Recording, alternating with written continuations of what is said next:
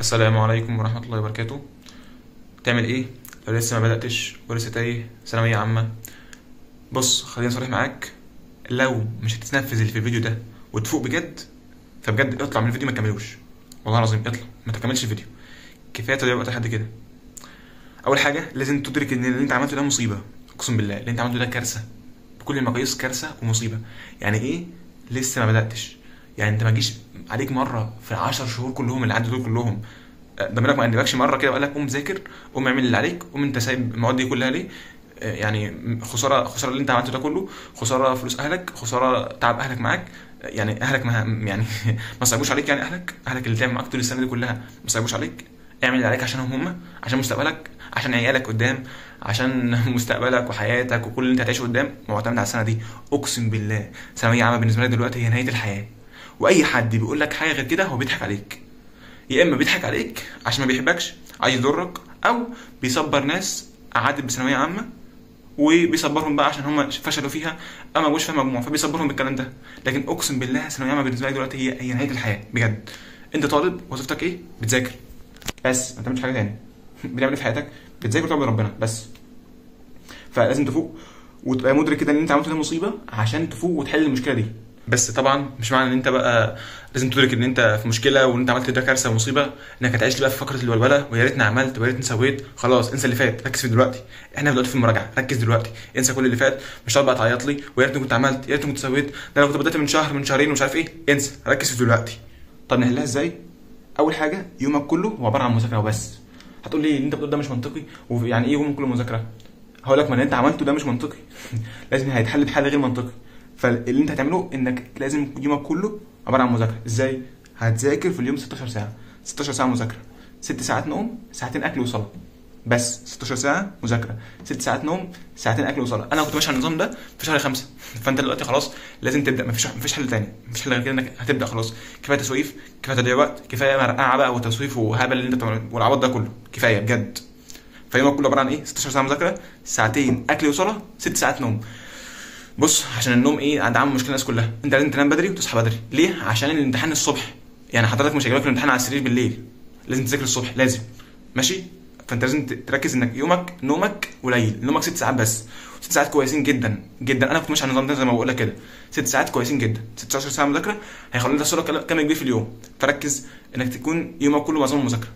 طيب دي اول حاجه. تاني حاجه امسح كل السوشيال ميديا. انا نفسي افهم انت الفيسبوك بيعمل ايه عندك؟ الفيسبوك بيعمل ايه؟ الواتساب، التليجرام، اليوتيوب، كل الناس دي امسح كل حاجه حرفيا. هتقول لي طب اسمع شرح منين وهذاكر منين ومش عارف ايه؟ انقل الشرح والمذاكره والقنوات بتاعت المدرسين على جهاز تاني وذاكر من الجهاز التاني. ما تفتحش اليوتيوب تذاكر عليه على الموبايل. امسحه، امسح كل حاجه، فيسبوك ويوتيوب وانستجرام وتليجرام ويوتيوب واتساب، كل حاجه امسحها. ماشي؟ وخلي الشرح على جهاز تاني غير الموبايل بتاعك. دي اول خطوه لازم تعملها. تاني حاجه قلنا اظبط نومك وقلل نومك 6 ساعات بس، 16 ساعه مذاكره، ساعتين اكل وصلاه، و6 ساعات نوم بس. رابع حاجه خلي الدراسه كلها اونلاين. ما تنساش سنتر. خلاص السناتر كلها بتضيع وقت ومش بيراجعوا المنهج اصلا تاني من الاول، بيحلوا اسئله بس. فما تنساش سنتر. اقعد اونلاين في كل المواد. انا بنصح الناس اللي هي مذاكره من اول سنه ما تنساش في الانجليزي، ما تشتركش في الانجليزي، تنزل سنتر في الانجليزي. انت لا، اشترك في كله، اشترك اونلاين في كل المواد. ما تنساش سنتر خالص، لان السنتر بيضيع وقت وانت محتاج وقت. بص كل دقيقه دلوقتي مهمه جدا جدا جدا.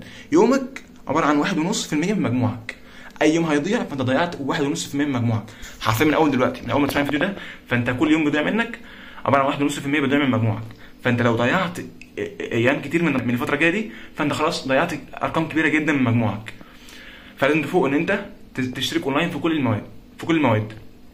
طيب اشترك مع مين؟ ده مش وقت تفكير. ده مش وقت تفكير تشترك مع مين. يعني عندك مثلا الفيزياء، في عندك مستر محمود مجدي، خش معاه على طول، ما تفكرش مع مستر محمود مجدي على طول في الفيزياء. الانجليزي في مدرسين كتير جدا، اسمع 10 دقائق 10 دقائق من كل مدرس. لو استريحت معاه فهمت منه اشترك معاه على طول. ما تفكرش، ما اسمعش 6 7 ساعات وتقول لي ما عجبنيش. لا، هو 10 دقائق بالظبط وخلاص. خش على المدرس اللي بعديه. عجبك كمل معاه، ما عجبكش خش على المدرس اللي بعديه بس. خلص الموضوع. في كل المواد اعمل كده. ماشي؟ طيب ايه تاني؟ علاقتك بربنا. علاقتك بربنا اهم حاجه في الفتره دي، لان انت تبقى نفسيا متدمر. اللي حواليك كلهم خلصوا، واللي خلص 5 كتب، واللي خلص 4 كتب، واللي راجع 5 مرات، واللي راجع 6 مرات، وانت لسه هتبدا. مالكش دعوه بحد. ركز مع نفسك وعلاقتك بربنا. اهم حاجه صلواتك صلواتك صلواتك. لازم تصلي كل صلاتك في وقتها. انا هذاكر، هخلص مذاكرتي، هصلي واخلص صلاه وارجع لمذاكرتي تاني. قراءة القرآن مهمة جدا جدا جدا، ولو حتى صفحة في اليوم. لازم يكون لك ورد من القرآن وصلاتك، دي أهم حاجة في اليوم كله. ولازم تدرك ان انت عملت مشكله، دي مش حاجه سهله، دي مصيبه. بس عشان تحل المصيبه دي لازم تبذل مجهود كبير جدا. انت عايز توازي واحد بادئ من اول السنه بذل مجهود رهيب، عايز توازيه وتجيب مجموع زيه وتجيب مجموع كبير. فانت عشان تجيب المجموع الكبير ده كله لازم تبذل مجهود رهيب ومجهود كبير جدا. فعشان تعمل ده لازم يكون عندك عزيمه وصدق في اللي انت عايز توصل له. اللي عايز يوصل بجد هيوصل بجد، مفيش فيه هزار الموضوع ده، ماشي؟ ف لازم يكون عندك صدق بجد انك عاوز توصل. حاجه كمان مهمه جدا جدا جدا، انسى فكره التاجيل، انسى انك تاجل السنه دي.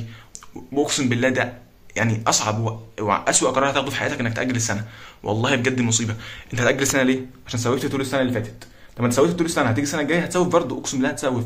انت تاخد التاجيل ده في حاله واحده بس، لو انت كان عندك ظرف. ايه الظرف بقى؟ مثلا كنت عيان، كنت عامل حادثه، كنت تعبان طول السنه، تعب مرض يعني، خلاص ربنا هيقف معاك السنه الجايه، فتاجل السنه للسنه الجايه. وربنا عالم بظروفك وعارف انت مريت بايه وتعبت ازاي في طول السنه اللي فاتت، فهيقف معاك وهيوفقك. لكن انت بتتمرقع وبتسوف وعمال تهزر طول السنه، طبيعي جدا هتيجي السنه الجايه تهزر نفس الهزار، والله ما هتجيب مجموع ولا تعمل اي حاجه. فانسى فكره التاجيل من دماغك، ركز الشهرين دول تموت نفسك فيهم حرفيا. بص على اهلك اللي تعبين معاك طول السنه اللي فاتت، طول السنه كلها. فانت ازاي تعبان معاك 12 سنه دراسه، 12 سنه ما هنش عليك ولا يوم فيهم، تعبوا معاك وسهروا عشانك عشان خاطر مذاكرتك، وابوك اللي شغال طول النهار عشان خاطر يجيب لك فلوس، تروح بقى دروس، كل الفلوس دي راحت هباء. بسبب ايه؟ بسبب اهمالك وسبب العبط اللي انت فيه. فوق بقى وركز، اعمل اللي احنا قلنا ده كله، وبجد هتوصل بجد، والله العظيم هتوصل. بس خلي عندك صدق بجد وعندك ايمان بربنا ويقين، ومالكش دعوه بحد، مالكش دعوه بقول لك اجل ومش تلحق وانا حليت 5 كتب و20 كتاب وخلصت الماده 5 مرات، مالكش دعوه. ركز انك بتقارن نفسك بنفسك كل يوم. انا النهارده ذاكرت 16 ساعه بتوعي، يبقى انا كده 100 100 كده، انا خدت 1.5% من مجموعي. وهكذا كل يوم كل يوم كل يوم هتلاقي نفسك على الاقل الامتحان اقسم بالله لميت المواد كلها ومش مظبوط. المعدل اللي ماشي بيه يعني اقل حاجه نص فصل في اليوم، اقل حاجه نص فصل في اليوم. لو انت مش هتشترك في المنصات، بس مهم جدا تشترك. اهم حاجه تشترك مع مدرسين هم هيراجعوا بمعدل كويس وهيخلصوا المنهج في المراجعات. اشترك معاهم، توكل على الله واستعن بالله، علاقتك بربنا، ابعد عن السوشيال ميديا، ركز على مذاكرتك جدا، مالكش دعوه بحد. بس سلام.